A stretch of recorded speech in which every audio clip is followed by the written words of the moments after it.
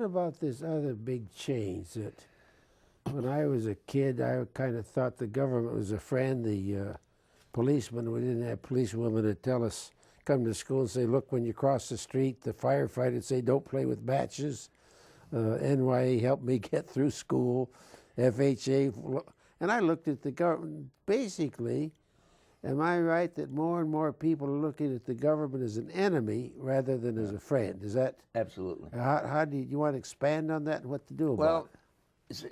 Well, let me first say that I think the greatest danger to our democracy is cynicism, because cynicism is the enemy of democracy. Because if people lose faith and trust in the system, we're in trouble.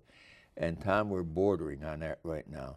Now, it's sort of self-inflicted, because the campaigns, I think, are devastating in terms of people's feeling about the process and about the system and the institutions, because everybody's preaching government's no good, government's no good. And then, you just think about what we've done about the environment.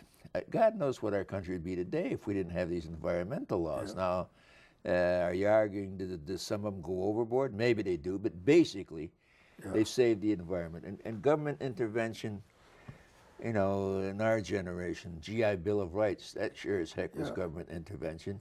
Yeah. And government intervention saved tens of thousands of Chrysler jobs. There's so many good things that our government did. We go back to our days again, people don't realize it. I remember well, with my ma, asked me to go down to the bank with her. Our money was in whatever money it was, the private bank. My dad had so much faith in the system that he didn't want to take it out. My mother, he went off to work. I said, come to the bank with, we got to take it out. We went to the bank on Michigan and Martin. The bank was closed forever. And your mother was right. My mother was right.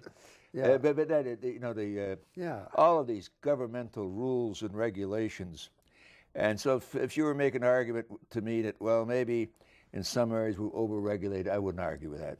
So let's focus in on them and reduce the regulations or eliminate the regulations. But my God, don't emasculate the government is what they're trying to do. Yeah.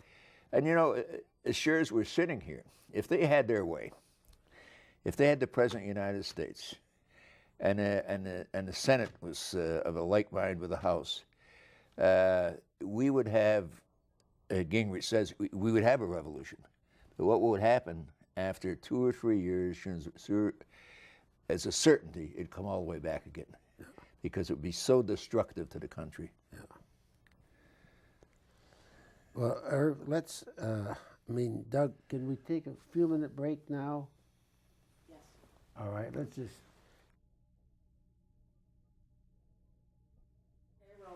All right, Doug, there's a little more I'd like to go into this real factionalism that you went through.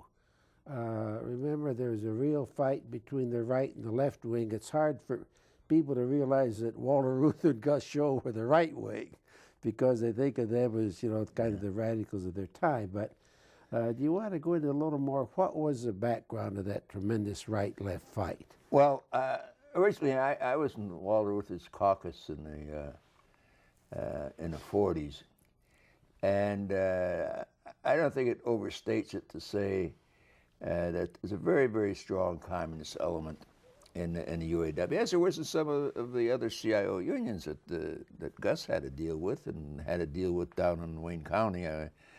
As a delegate to the old Wayne County Council in those fierce debates on foreign policy, believe it or not, that consumed nearly all the meetings on intervening in the war in Europe. But in any case, I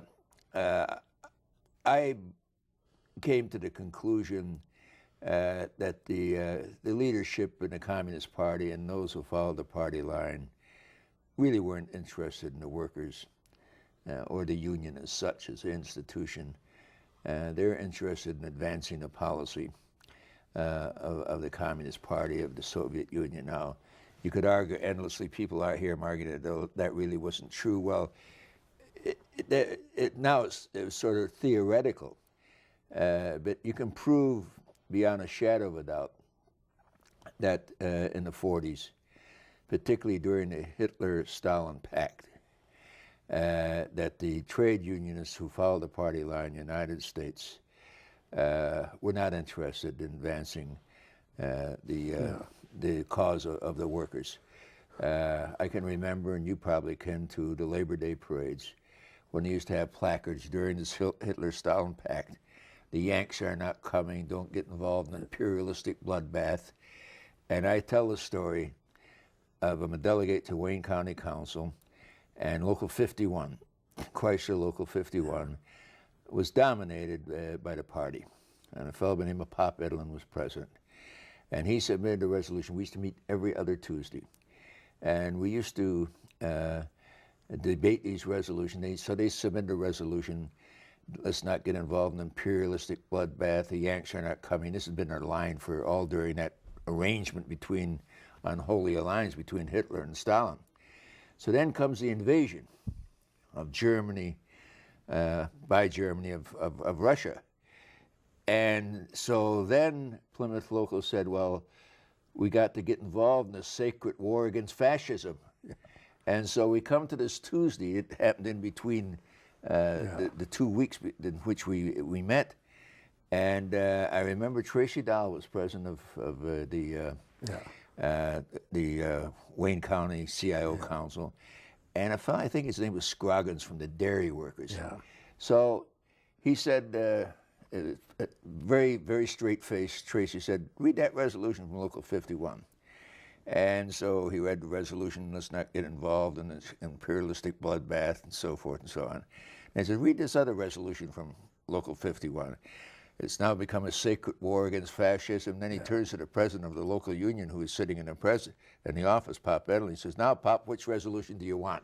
And that was a perfect way to make the point. But then in the 43 convention, where I was a delegate, and Dick Leonard ran against George Addis, and if he'd have won that, and he came within 7 delegates, it would changed his whole history, maybe even the history of the UAW. But we failed. But in that convention, the pact was still in place, and they talked about the Russian. No, it was after. It was after. We're all allies. Right. And so they introduced a resolution, the party people did, of trying to reintroduce piecework, incentive pay, to help the war effort. Yeah. Well, with our history and the way the incentive pay was abused before the union, the point was that they didn't care about how the unions felt about working conditions and all of these other things. They were just to advance the program of the party. So as time went on, and after the war, I don't think there's any question that was the heart of the factional fight. Now, sure, I think there was red baiting that went on. It was to the political advantage of people, much too much. But nevertheless, they're more than a kernel of truth in that proposition. Now, one tough question.